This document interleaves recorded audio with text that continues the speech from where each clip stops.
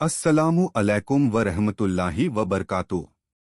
मेरे दोस्तों, आप सबका मैं अपने चैनल ईजी इस्लाम पर इस्तकबाल करता हूं। आज की इस खास वीडियो में हम बात करेंगे तहज्जुद की नमाज के बारे में। यह वह इबादत है जो दिलों को अल्लाह ताला के करीब लाती है और इंसान को उसके रब से जोड़ती है। तो आइए जानते हैं तहज्जुद की नमाज की फजीलत, उसका तरीका और उसके फायदे।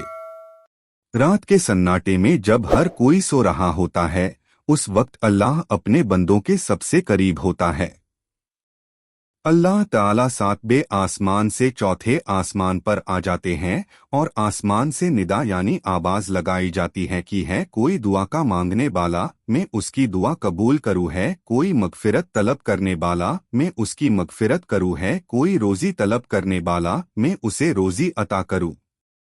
सबसे पहले यह समझना जरूरी है कि तहज्जुद की नमाज कितनी खास और अहम है। हुजूर ए पाक सल्लल्लाहु अलैहि वसल्लम फरमाते हैं कि अगर यह मोमिन पर दुश्वार ना होती तो मैं इसे फर्ज कर देता।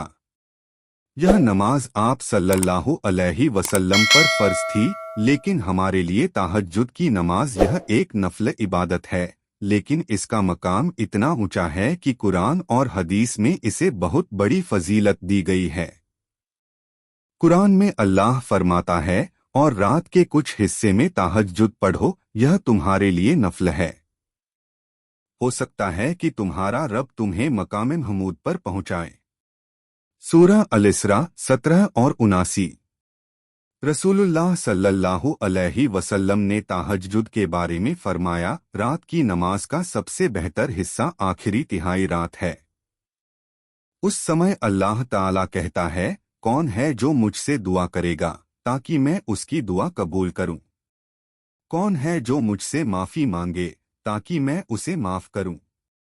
सही बुखारी और सही मुस्लिम। यह वक्त ऐसा है जब अल्लाह ताला अपने बंदों की हर पुकार सुनता है और उनके दिल की हर ख्वाहिश पूरी करता है। तहज्जुद की नमाज का वक्त रात के आखिरी तिहाई हिस्से में होता है। यानी अगर आप रात को जल्दी सोते हैं और सुबह फजर से पहले उठते हैं तो यह सबसे बेहतर समय है।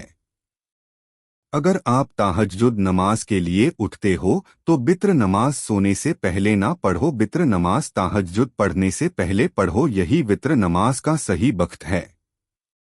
तहज्जुद नमाज का तरीका। सबसे पहले तहज्जुद की नियत करें। यह नियत दिल में करें कि आप सिर्फ अल्लाह की खुशी के लिए यह नमाज पढ़ रहे हैं। अगर सोने से पहले वुजू टूट गया हो तो तहज्जुद से पहले वुजू करना जरूरी है। तहज्जुद के लिए कोई तय रकात नहीं है। आप कम से कम 2 रकात और ज्यादा से ज्यादा 8, 10 या 12 रकात तक पढ़ सकते हैं।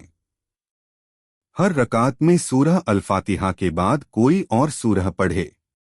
आप लंबी आयतें या छोटी सूरह भी पढ़ सकते हैं। तिलावत में ध्यान और खुशू यानी गहराई होनी चाहिए। यह नमाज भी आम नमाज की तरह पढ़नी है, इसमें कोई खास और तरीका नहीं।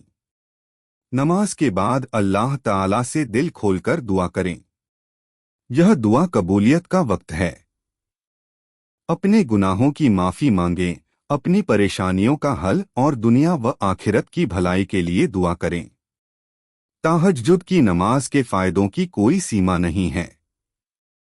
यह इबादत न केवल हमें अल्लाह ताला के करीब लाती है बल्कि हमारी जिंदगी में बरकतें भी लाती है। तहज्जुद अल्लाह ताला की मोहब्बत और उसकी रहमत को हासिल करने का सबसे अच्छा जरिया है।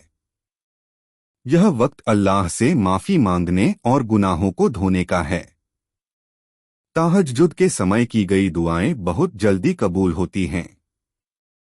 तहज्जुद दिल को सुकून और रूह को तसल्ली देती है। यह इबादत इंसान की सारी परेशानियों को दूर करने का जरिया बनती है। रसूलुल्लाह सल्लल्लाहु अलैहि वसल्लम ने फरमाया कि जो शख्स तहज्जुद की नमाज पढ़ता है उसके लिए जन्नत में ऊंचा मकाम तैयार किया जाता है।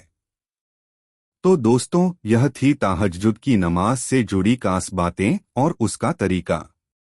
अगर हम इस इबादत को अपनी जिंदगी का हिस्सा बना लें तो न केवल हमारी दुआएं कबूल होंगी बल्कि हमारी आखिरत भी संवर जाएगी। अल्लाह ताला हम सबको तहज्जुद पढ़ने और उससे मिलने वाली बरकतों का एहसास करने की तौफीक दे। अगर आपको यह वीडियो पसंद आया हो तो इसे लाइक और शेयर करना न भूलें और हमारे चैनल ईजी इस्लाम को सब्सक्राइब करें ताकि आप तक इस्लाम से जुड़ी और भी खास बातें पहुंच सकें। मिलते हैं एक और वीडियो में इंशा अल्लाह ताला।